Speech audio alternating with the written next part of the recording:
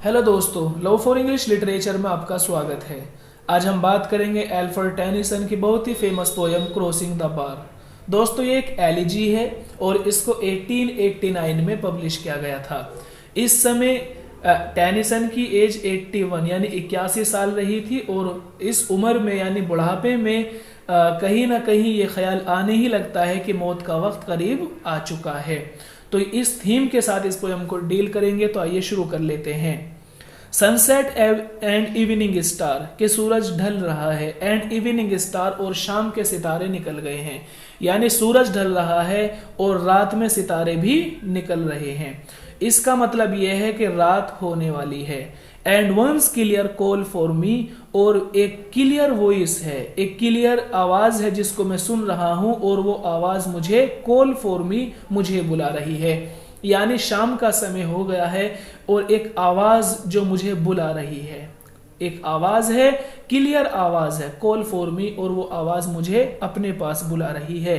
And may there be no morning of the bar when I put out the C.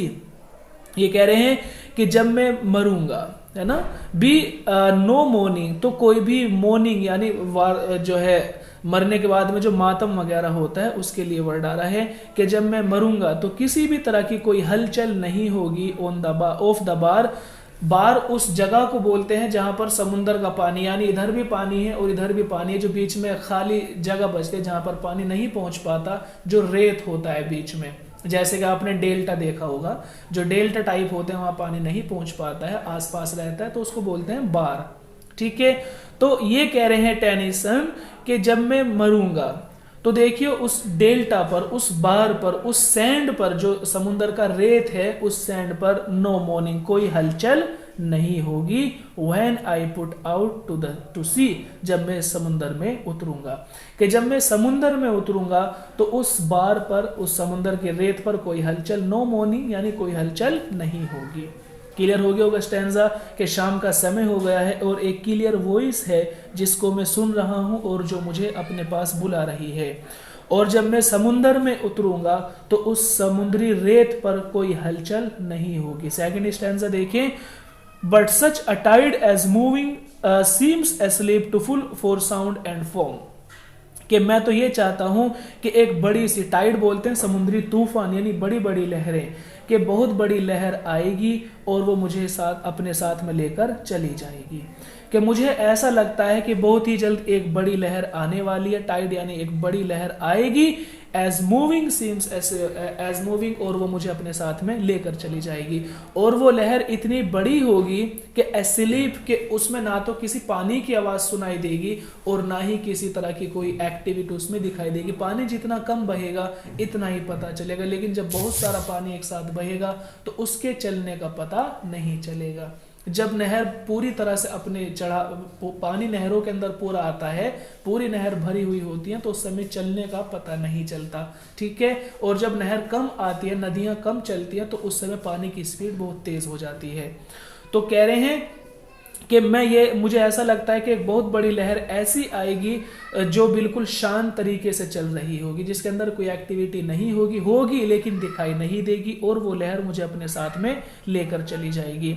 To full for sound, ये लहर बिल्कुल शांत होगी, and form, और इसमें कोई झाग वगैरह टाइप के नहीं होंगे, कि बिल्कुल एक शांत लहर होगी, बहुत बड़ी लहर होगी लेकिन शांत होगी, और वो लहर मुझे अपने साथ में लेकर चली जाएगी।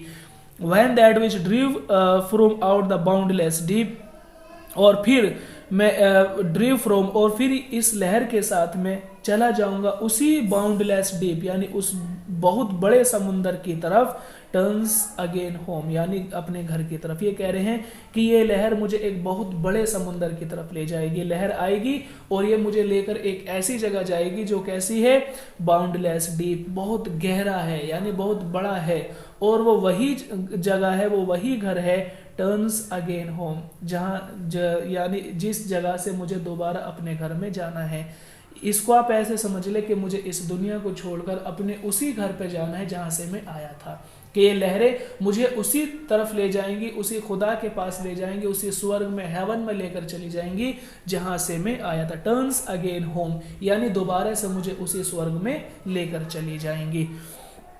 To be lying twilight and evening bell, twilight शाम का समय होता है और इवनिंग बेल जो चर्च की बेल वगैरह बजती हैं शाम के समय में कि शाम का समय हो गया है, एंड इवनिंग बेल और शाम की जो चर्च में बेल है उसको बजाया जा रहा है।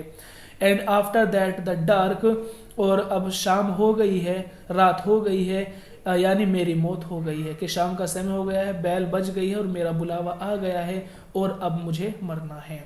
And may there be no sadness of farewell, farewell कहते हैं दोस्तों विदा करना किसी को, है ना, जुदा कर देना, विदा करना, कि जब मुझे विदा किया जा रहा होगा तो मैं ये चाहता हूँ कि मे देयर बी नो सैडनेस, कि कोई भी आदमी मातम ना करे, किसी तरह का दुख प्रकट ना करे, ठीक है, कि जब मैं दुनिया से चला जाऊंगा, जब मैं दुनिया को अलविदा कह रहा हूँगा तो किसी तरह के लोगों के अंदर सैडनेस नहीं होनी चाहिए, कोई भी मायूसी उदासी नहीं होनी चाहिए। व्हेन आई एम्बार्क, जब मैं दुनिया को छोड़कर चला जाऊंगा।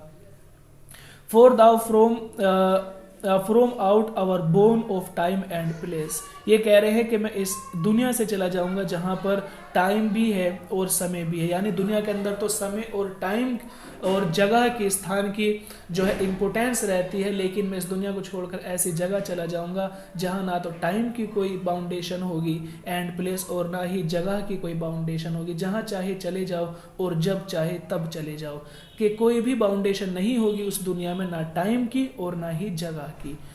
द फ्लड में बियर मी फार, और ये जो तूफान है, जो समुद्र की बड़ी लहर है, ये कहाँ लेकर चली जाएगी, मैं बियर मी यानी मुझे लेकर चली जाएंगी, फार बहुत दूर लेकर चली जाएंगी, कि ये समुद्र की लहरें मुझे बहुत दूर लेकर चली जाएंगी। I hope to see my pilot face to face, और मुझे उम्मीद है टू सी कि मैं देख पाऊंगा माई पायलट अपने खुदा को, यानी अपने जो है अपने खुदा को, अपने ईश्वर को फेस टू फेस, बिल्कुल सामने से, कि जब मैं मर जाऊंगा तो मैं अपने खुदा को बिल्कुल सामने से देख सकूंगा। When I have crossed the bar, जब मैं इस दुनिया को छोड़कर चला जाऊंगा, कि जब मैं इस दुनिया को छोड़कर चला जाऊंगा तो मुझे उम्मीद है कि मैं अपने खुदा को, अपने बनाने वाले को बिल्कुल सामने से देख सकूंगा। ठीक है दोस्तों, समझ आ गई होगी पोयम। सुनने के लिए धन्यवाद, आपका दिन शुभ।